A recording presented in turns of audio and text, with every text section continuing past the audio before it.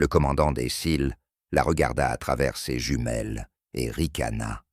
Une femme sniper contre une douzaine de militants armés. Elle serait morte dans quelques minutes. 5 minutes plus tard, 12 corps ennemis gisaient silencieux dans la forêt. Et il la regardait avec incrédulité. Voici le sergent-chef Luna. Phantom Cross, 28 ans. Cheveux bruns foncés, généralement tressés dans un style tactique, yeux noisettes capables de suivre des mouvements à 1500 mélipètres à travers la canopée dense de la forêt. Pendant 3 ans, elle a servi comme tireuse d'élite désignée pour diverses unités d'opérations spéciales. Mais pour la plupart des commandants des SEAL, elle n'était encore qu'une femme sniper affectée à leur mission par le quartier général.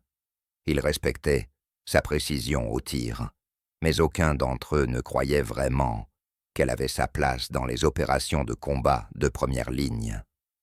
Le parcours de Luna était différent de celui des autres snipers de l'armée. Elle avait été élevée dans la nature sauvage de l'Alaska par un père qui était à la fois un chasseur émérite et un ancien ranger de l'armée. Elle avait appris à traquer et à tirer avant même de savoir lire correctement. Elle avait passé toute son enfance à survivre dans des conditions qui auraient mis à rude épreuve des soldats expérimentés, apprenant la patience, la discrétion et la précision, des qualités qui ne s'enseignent dans aucune école militaire. Son père, le sergent-major Robert Tracker Cross, avait été l'un des tireurs d'élite les plus décorés de l'armée, avant de prendre sa retraite pour devenir guide dans la nature sauvage de l'Alaska.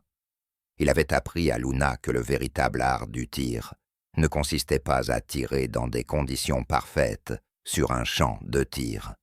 Il s'agissait plutôt de réussir des tirs impossibles dans des circonstances impossibles, lorsque des vies dépendaient d'une seule balle, placée avec une précision chirurgicale. « Ma petite fille », lui disait-il lorsqu'il traquait des élans dans les montagnes enneigées. N'importe qui peut atteindre une cible lorsque tout est parfait. Un vrai tireur d'élite atteint sa cible lorsque tout va mal. Mauvais temps, mauvaise position, mauvaise chance. C'est là que tu découvres de quoi tu es vraiment capable. Robert Cross avait survécu à 3 missions en tant que tireur d'élite en Irak et en Afghanistan, accumulant 89 victimes confirmées et se forgeant une réputation comme l'un des tireurs les plus meurtriers de l'histoire militaire. Mais plus qu'un simple tueur, il était un étudiant en balistique, en modèle de vent et en aspect psychologique du tir de précision qui distinguait les vrais tireurs d'élite des simples tireurs. Il avait pris sa retraite après la mort de la mère de Luna, dans un accident de voiture, choisissant d'élever sa fille dans la nature sauvage de l'Alaska, où il pouvait lui transmettre des compétences que l'armée ne pouvait pas lui enseigner. Leur cabane se trouvait à 80 km du voisin le plus proche, accessible uniquement en motoneige en hiver et en avion de brousse en été. Luna suivait des cours par correspondance, mais c'est dans la forêt qu'elle apprenait vraiment. À 12 ans, Luna était capable de suivre des animaux blessés dans la neige sur des kilomètres, en déchiffrant des signes subtils que la plupart des chasseurs expérimentés ne remarqueraient pas.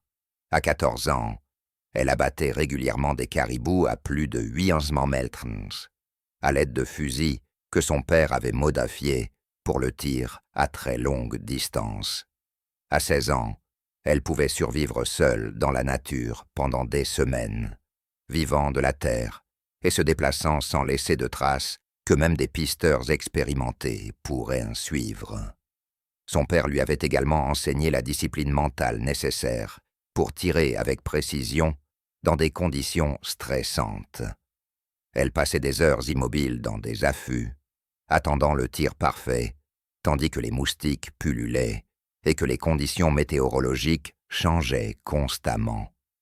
Il fallait faire preuve de patience pour suivre une seule cible pendant des jours, apprendre ses habitudes et ses comportements, avant de tirer le seul coup qui comptait. Tirer est la partie la plus facile, expliquait-il lors de leur discussion du soir sur l'éthique et la responsabilité. N'importe quel idiot peut appuyer sur la gâchette. Le plus difficile est de savoir quand tirer, quand ne pas tirer, et d'assumer les conséquences de ces deux décisions. La plus grande arme d'un tireur d'élite n'est pas son fusil, mais son esprit.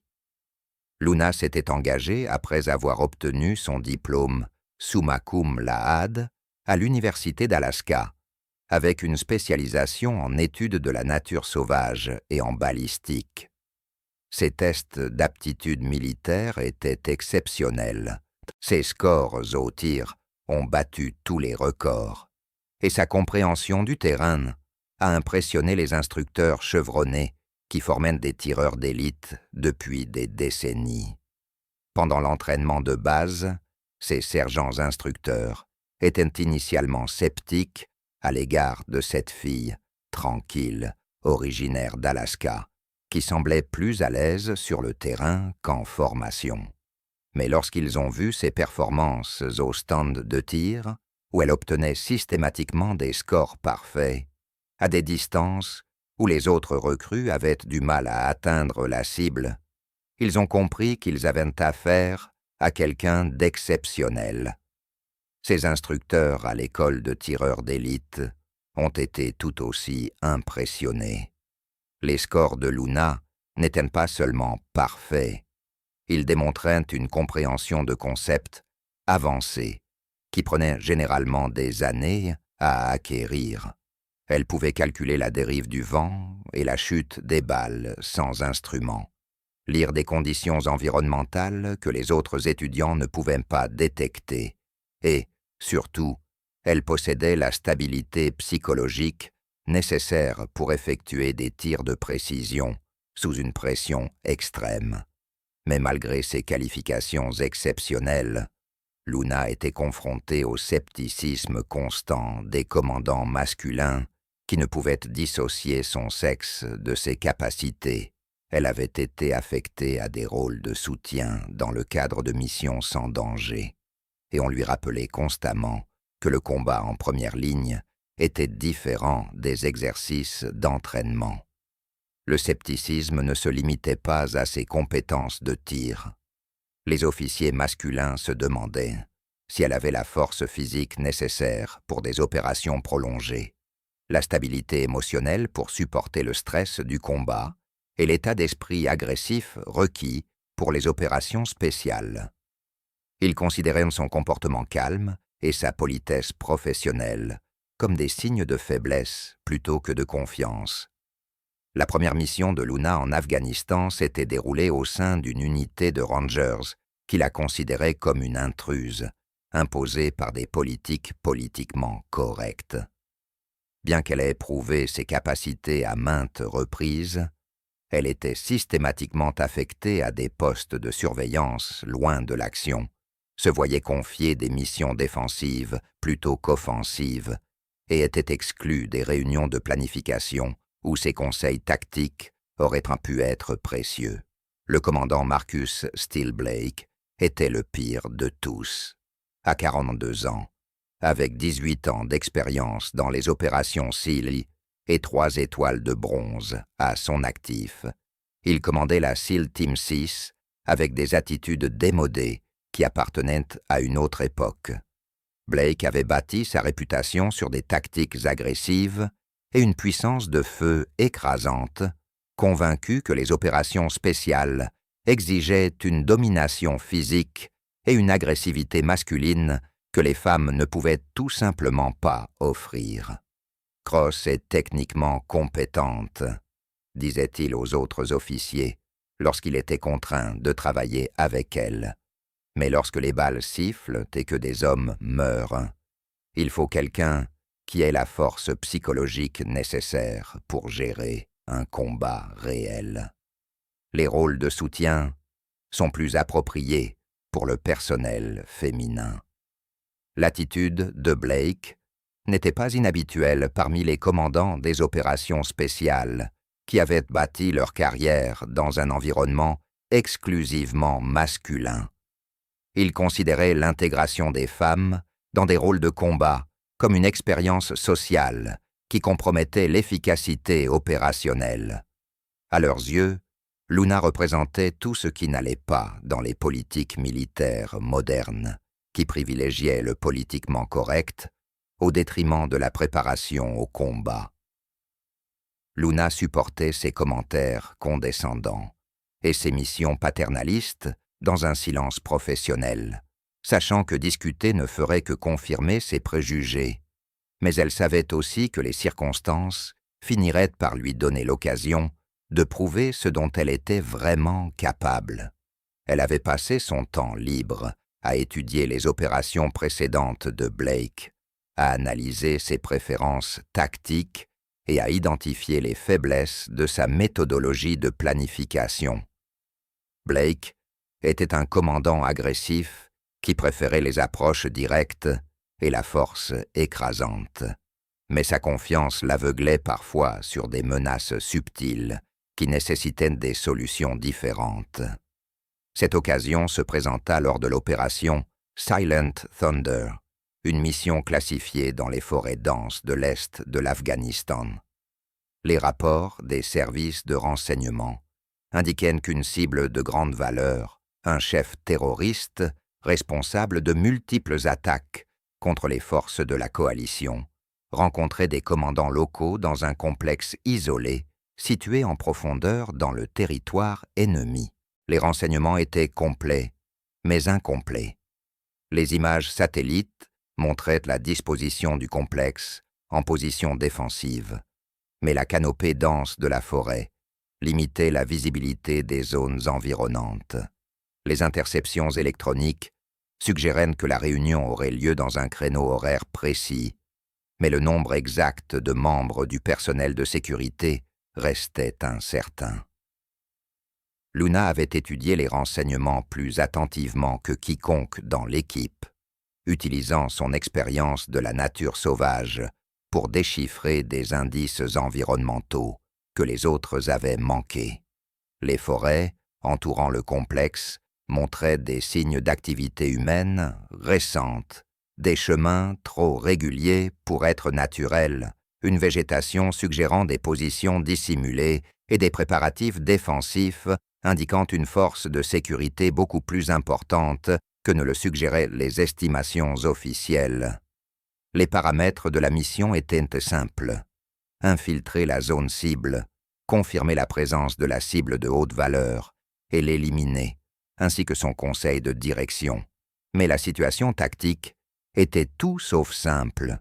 Le complexe était entouré d'une forêt dense qui offrait une excellente couverture aux défenseurs, et les renseignements suggéraient qu'au moins 20 militants armés assuraient la sécurité. Le plan de Blake était typiquement agressif, un assaut direct par son équipe de 8 SEAL, soutenue par Luna, qui assurerait la surveillance depuis une position éloignée.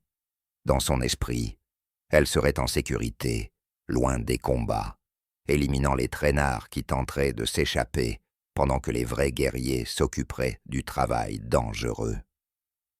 Cross, vous assurerez la surveillance depuis ici, dit Blake, en désignant un emplacement sur la carte tactique situé à plus de 800 mètres du complexe cible.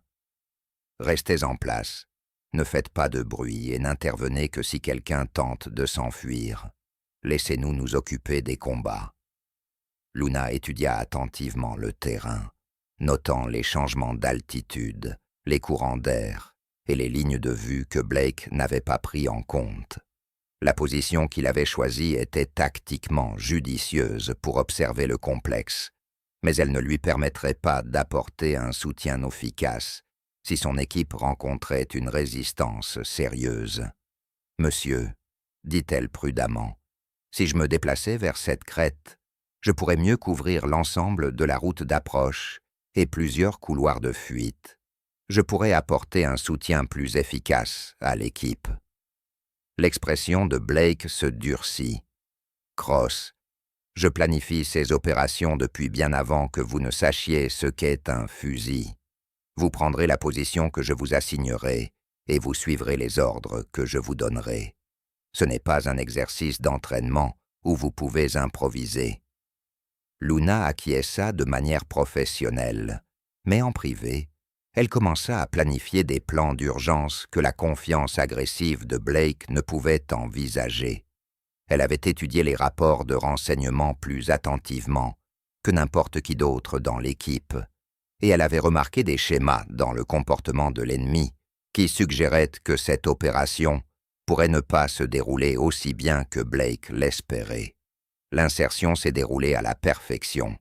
L'équipe de Blake s'est déplacée dans la forêt avec le silence, exercé des opérateurs d'élite, tandis que Luna établissait sa position exactement là où on le lui avait ordonné.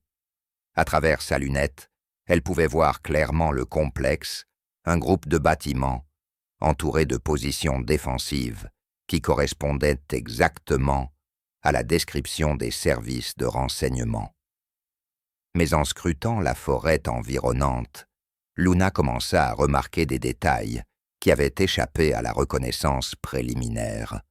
Des positions ennemies trop bien dissimulées pour être visibles sur les images satellites. Des schémas de mouvement qui suggéraient une force de sécurité beaucoup plus importante que ne l'estimaient les renseignements. Et surtout, des préparatifs défensifs qui indiquaient que l'ennemi s'attendait peut-être à de la visite. Sa lunette révéla des positions de combat camouflées qui avaient été habilement construites pour se fondre dans le terrain naturel. Des antennes radio déguisées en branches mortes, des caches d'armes dissimulées sous de fausses végétaux. Les préparatifs défensifs étaient trop sophistiqués pour une simple mesure de sécurité de routine. Il s'agissait d'un réseau défensif soigneusement planifié, conçu pour détruire toute force d'assaut. Phantom, ici, Steel. La voix de Blake crépita dans son oreillette. Nous commençons notre approche. Maintenez la surveillance et signalez tout mouvement. Luna suivit l'équipe de Blake à travers sa lunette, alors qu'elle se dirigeait vers le complexe. 8 opérateurs SEAL avançaient en formation parfaite, confiants dans leur entraînement et leur puissance de feu. Mais grâce à ces jumelles grossissantes, elle pouvait voir ce qu'ils ne voyaient pas. Des combattants ennemis se positionnaient pour une embuscade qui piégerait toute l'équipe SEAL dans un feu croisé. Steel, ici, Phantom. Je vois du mouvement dans la lisière des arbres, à environ 50 mètres au nord de votre position. Plusieurs combattants prennent des positions défensives. Phantom, maintenez la discipline radio. Nous ne voyons aucune menace immédiate. Continuez la surveillance. Luna ravala sa frustration. L'équipe de Blake se dirigeait vers une embuscade soigneusement préparée, mais sa confiance en sa propre évaluation tactique l'empêchait de reconnaître le danger. Elle pouvait voir au moins 12 combattants ennemis manœuvrer pour encercler l'équipe SEAL, mais depuis la perspective au niveau du sol de Blake, il restait invisible. L'embuscade fut déclenchée lorsque l'équipe de Blake se trouva exactement là où l'ennemi le souhaitait, prise au piège dans un terrain découvert entre le complexe et la forêt, sans couverture immédiate et avec des voies d'évacuation limitées. La forêt s'embrasa sous les tirs d'armes automatiques provenant de plusieurs directions.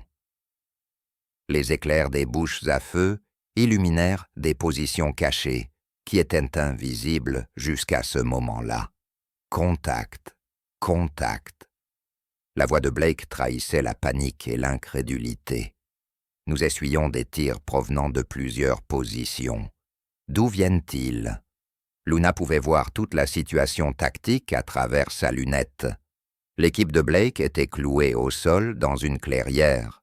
12 combattants ennemis étaient positionnés en formation parfaite, et d'autres ennemis se déplaçaient pour fermer les voies de fuite.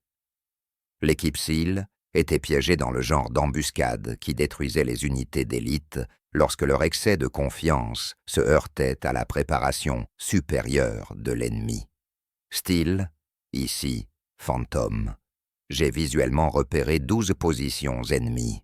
Je peux éliminer la menace, mais je dois me replacer en position de tir efficace.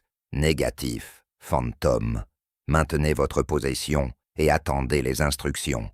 Mais Luna était déjà en mouvement. L'obstination tactique de Blake allait causer la mort de toute son équipe, et elle n'allait pas regarder 8 guerriers américains mourir à cause de ses préjugés et de sa fierté. Elle s'était entraînée toute sa vie pour ce moment précis, où les tactiques conventionnelles échouaient et où les solutions non conventionnelles étaient la seule option. Se déplacer dans une forêt dense avec un équipement pesant plus de 27 kilos exigeait des compétences qui ne pouvaient s'apprendre dans aucune école. Luna se faufila à travers les sous-bois comme un fantôme, utilisant les sentiers des cerfs et les abris naturels pour s'approcher des positions ennemies sans être détectée. Chaque pas était calculé, chaque mouvement conçu pour rester invisible, tout en se rapprochant de la distance de tir efficace. La position qu'elle choisit n'était pas celle que Blake lui avait assignée. C'était un affleurement rocheux qui lui offrait une vue dégagée sur les 12 positions ennemies, tout en la gardant cachée de leur vue.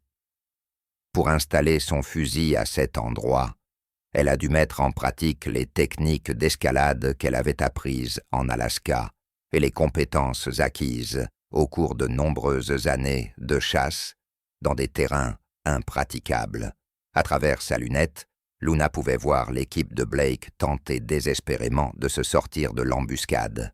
C'étaient des soldats professionnels qui utilisaient de bonnes tactiques, mais ils étaient surpassés en nombre et en manœuvre par des ennemis qui avaient choisi le champ de bataille et fixé les conditions de l'engagement. Le premier tir était le plus important.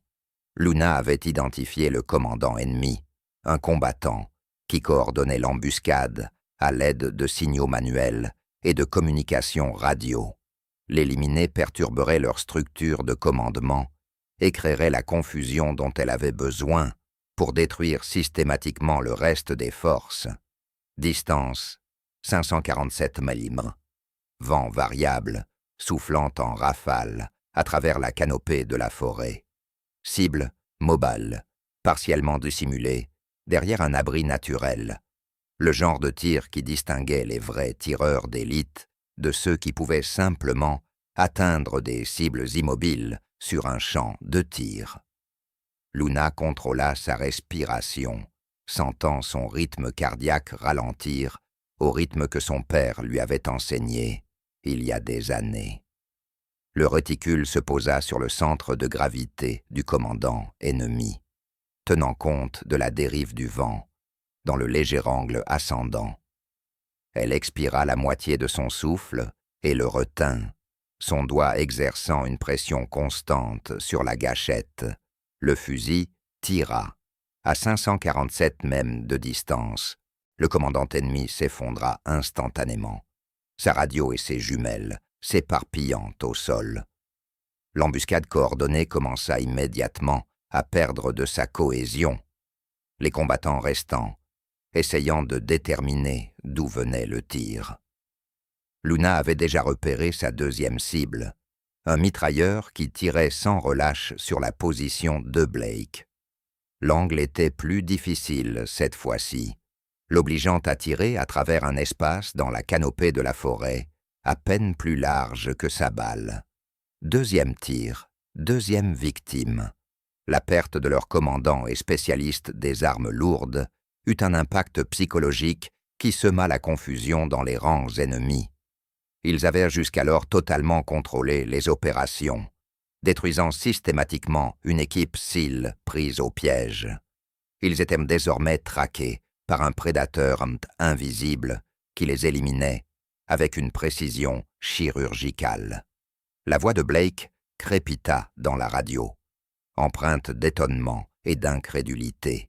« Fantôme, d'où viennent ces tirs » Ici, fantôme.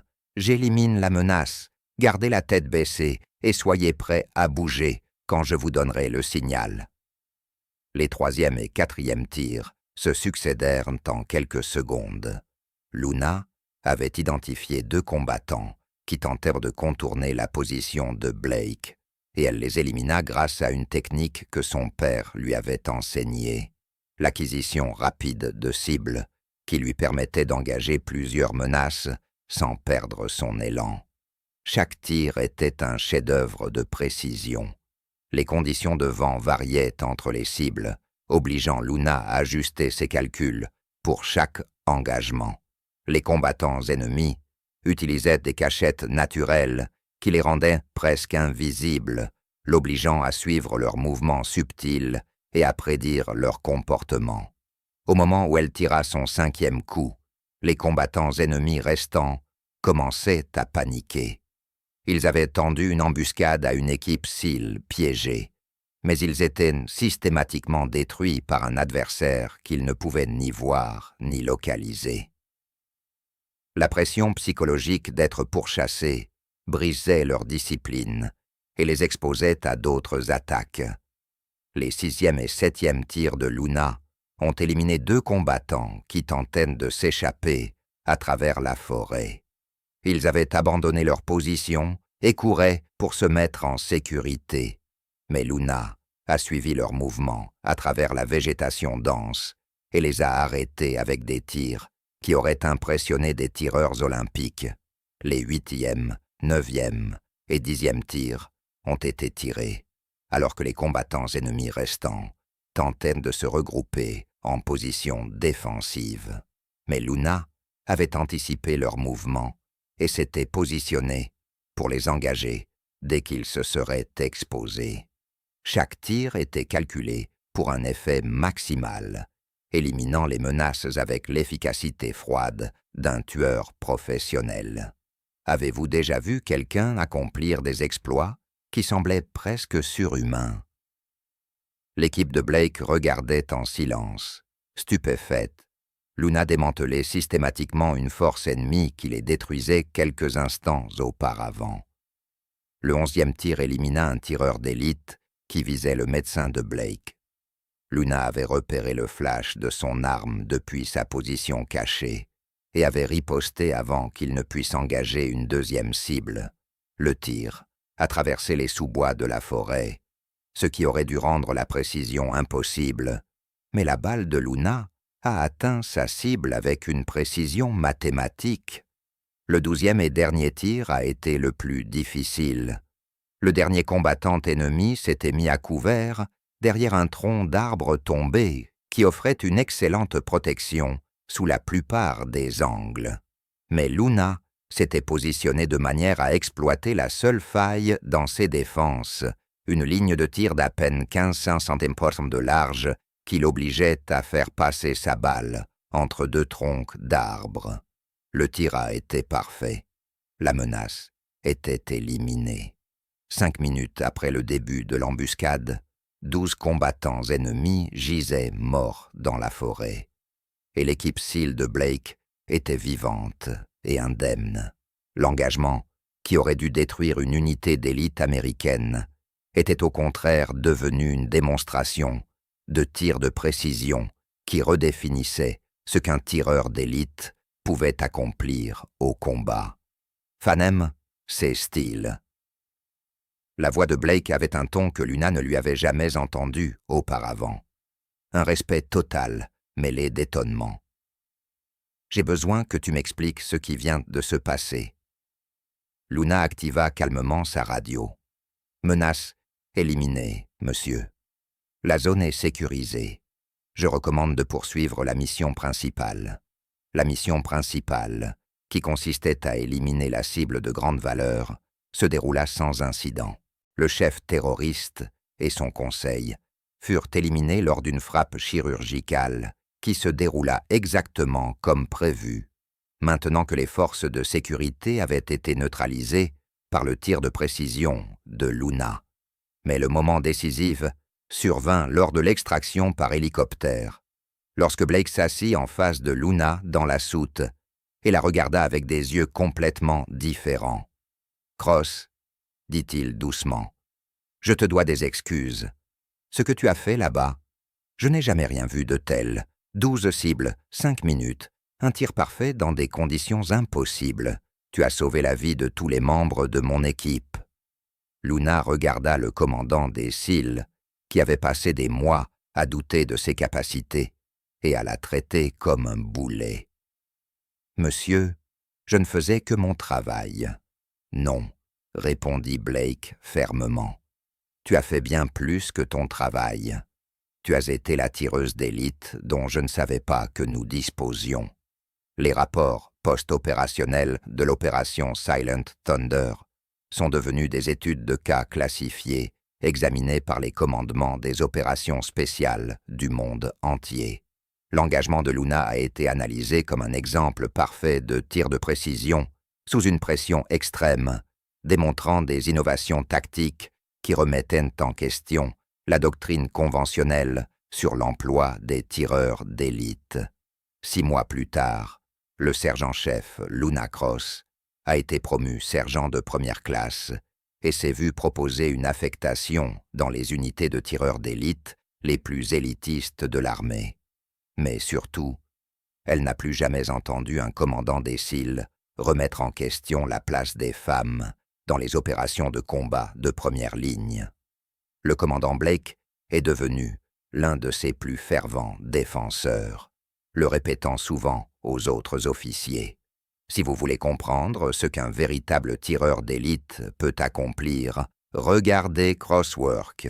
Elle ne se contente pas de tirer sur des cibles, elle contrôle l'ensemble du champ de bataille grâce à sa précision et à sa patience. La relation entre Blake et Luna a évolué, passant d'un antagonisme mutuel à un respect professionnel, puis à une confiance réciproque entre deux guerriers qui se sont sauvés la vie. Blake a appris à écouter ses évaluations tactiques, tandis que Luna a appris à travailler au sein de structures de commandement qui valorisaient ses contributions plutôt que de les rejeter. 2 ans plus tard, lorsque Blake a été promu amiral et s'est vu confier le commandement du Naval Special Warfare Group, sa première demande en matière de personnel a été que Luna Cross devienne son instructrice principale en tir de précision. Ces techniques sont devenues le programme standard pour tous les tireurs d'élite des opérations spéciales, hommes et femmes. Aujourd'hui, le sergent-chef Luna Phantom Cross dirige le programme de formation au tir de précision le plus avancé de l'armée, enseignant des techniques qui combinent les compétences acquises dans la nature sauvage de l'Alaska et la technologie moderne de tir de précision. Ces élèves apprennent non seulement le tir, mais aussi la patience, les techniques de terrain et la réflexion tactique qui ont fait de bons tireurs, des tireurs d'élite légendaires.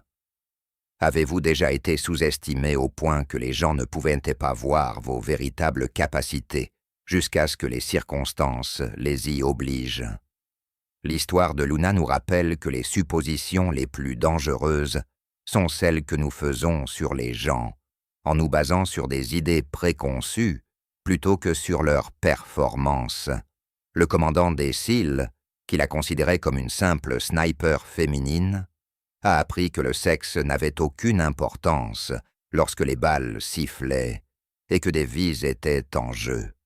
Ce qui comptait, c'était la précision, la patience et la volonté d'assumer la responsabilité de résultats que d'autres ne pouvaient atteindre.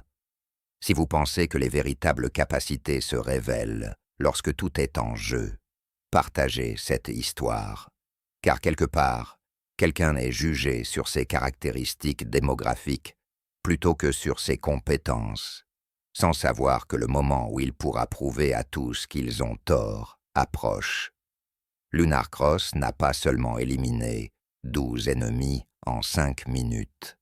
Elle a éliminé toutes les idées reçues sur ce que les femmes peuvent accomplir au combat. Parfois, nos plus grandes victoires ne viennent pas du fait de répondre aux attentes, mais de les dépasser si complètement que les attentes elles-mêmes sont obligées de changer.